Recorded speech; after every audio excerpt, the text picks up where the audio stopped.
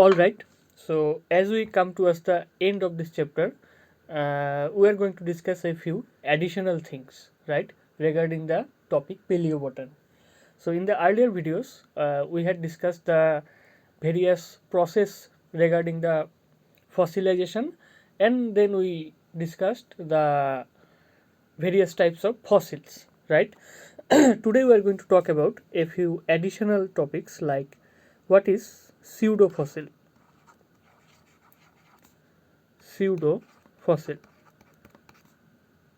কখনো এরকম হতে পারে আমাদের due to the various geological factors, right, or the geographical factors, কখনো কখনো এরকম আমরা কিছু খোদাই করার ফলে এরকম কিছু পাললিক শিলা বা সেডিমেন্টারি রক পাওয়া যেতে পারে যেখানে এরকম কিছু ফসিল টাইপ এরকম কিছু আকৃতি হতে পারে, যেটা যে কোনো ন্যাচারাল কারণে সৃষ্টি হতে পারে, ঠিক আছে, due to the natural geological activity or এই সব রিলেটেড কারণে হতে পারে, যদিও এর সাথে ফসিলাইজেশনের বা ফসিলের কোনো সম্পর্ক নাই, বাট স্টিল যদিও এর একটা অ্যানালজি বা মিল থাকে ফসিলের সাথে, তো সুপারফিশিয়ালি এটা ফসিলের মতো দেখতে হতে পারে, কিন্তু actually it is not fossil.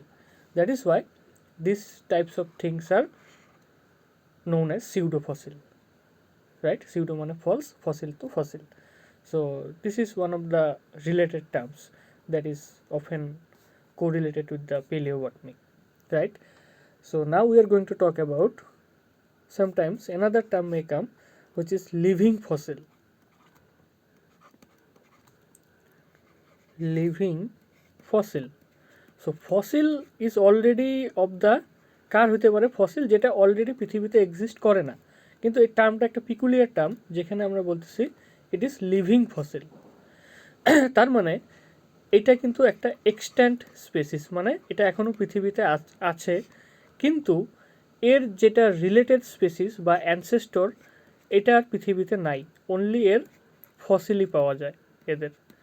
কিন্তু আর্লিয়ার যত রেকর্ড ছিল এরকম রিলেটেড স্পেসিসের সবারই ফসিল পাওয়া গেছে, কিন্তু এরকম যদি কোনো প্রাণী ডিসকভার হয় যার যেটা পৃথিবীতে এক্সট্যান্ট বা নতুন ডিসকভারি হয়, কিন্তু এর ক্যারেক্টার কার সাথে মিলে, যেই প্রাণীগুলোর সাথে মিলে ওই প্রাণীগুলোর পৃথিবীতে আর পাওয়া যায় না, দ্যাট ইজ অনলি এদের ফসিলস আর অ্যাভেলেবেল। সো এরকম ধরনের প্রাণীকে আমরা বলি লিভিং ফসিল, ঠিক আছে, বিকজ এর ক্যারেক্টারগুলা পৃথিবীতে এক্সিস্টিং কোনো প্রাণীর সাথে মিলে না, আদার এক্সিস্টিং প্রাণী, অথচ এর কিছু কিছু ক্যারেক্টার অনলি ফসিলাইজড প্রাণীদের সাথে মিল খায়, ঠিক আছে, as if they are living fossil, ঠিক আছে। এরকম এক্সাম্পল হতে পারে আমরা জানি আমাদের যেটা ডাকবিল প্লেটিপাস, রাইট, প্লেটিপাস এক ধরনের এক্সাম্পল হতে পারে, যদি এটা বটনিক জিনিস, but some animals may be the example of living fossil, ঠিক আছে। প্লেটিপাস আমরা বলি যেটা which is a connecting link between the mammals and the reptiles, that is the egg laying mammal, ঠিক আছে। এর যত close relative all have become extinct, but এর ক্যারেক্টার সেই ফসিলাইজড অর্গানিজমগুলোর সাথে মেলে। নেক্সট হতে পারে আমাদের যেটাকে আমরা বলি নিউজিল্যান্ডের একটা lizard Sphenodon, this can be also the example of the living fossil. Thirdly, this is related to the botany, ginkgo biloba, ginkgo biloba, beta small letter হবে biloba. So this is an example, these three are examples of living fossil, ঠিক আছে, ginkgo biloba।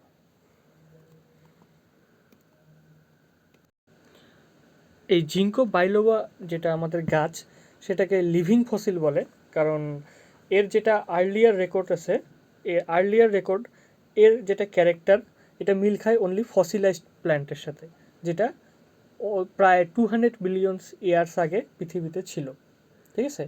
আর এর অনেক character মিল খায় একটা fern, একটা বা ঢেকিয়াবর্গী উদ্ভিদ যার নাম হেয়ার ফার্নের সাথে, ঠিক আছে। যেহেতু হেয়ার ফার্নের সাথে এর ক্যারেক্টার মিল খায় অনেকটা, সেই জন্য এটাকে মিড হেয়ার ট্রিও বলে বলা হয়, and it is as such it is a living fossil, ঠিক ঠিক আছে? So this is all about the living fossil and the examples are very much important, right? So last আমরা কয়েকটা কথা discuss করি, that is the what are the factors responsible for the process of fossilization, মানে কি কি ফ্যাক্টরের জন্য আমাদের ফসিলাইজেশন হয়, ঠিক আছে? What are the necessary factors responsible for fossilization, factors required for fossilization.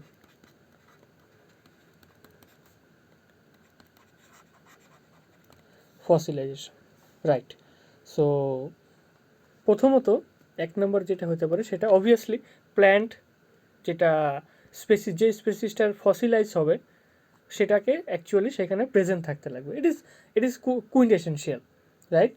দেন আরও কী হতে পারে, সেই যে জায়গাটা অ্যাকচুয়ালি যেটার সেডিমেন্টেশন হবে অ্যান্ড আস্তে আস্তে যেখানে এর ছাপটা পড়বে শিলাটার মধ্যে, এখানে সাম ওয়াটার এখানে প্রেজেন্ট হতে লাগে, আইদার এটা ফ্রেশ ওয়াটার বা ব্র্যাকিশ ওয়াটার বা যে কোনো টাইপ অফ ওয়াটার এখানে থাকতেই লাগবে। কারণ ওয়াটার যদি না থাকে, সয়েলের সাথে ওয়াটার মিশবে না, অ্যান্ড তাহলে সয়েল সলিউশনটাও ফ্রি হবে না, দ্যাট ইজ দ্য মিনারেলগুলা এটা ফ্রি থাকবে না।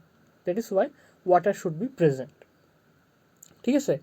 2 নাম্বার, জেনারেলি যে প্ল্যান্ট বডির যে ডেফিনিট পার্টগুলো জেনারেলি হার্ড টিস্যু দ্বারা গঠিত, সব টিস্যুটা কী হবে, খুব সহজেই ডিকম্পোজ করবে অ্যান্ড ভালো ফসিলাইজ হবে না, but the hard tissues are quite viable for the process of fossilisation, and hard টিস্যুগুলোর ফসিলাইজেশনটা ভালো হবে, ঠিক আছে?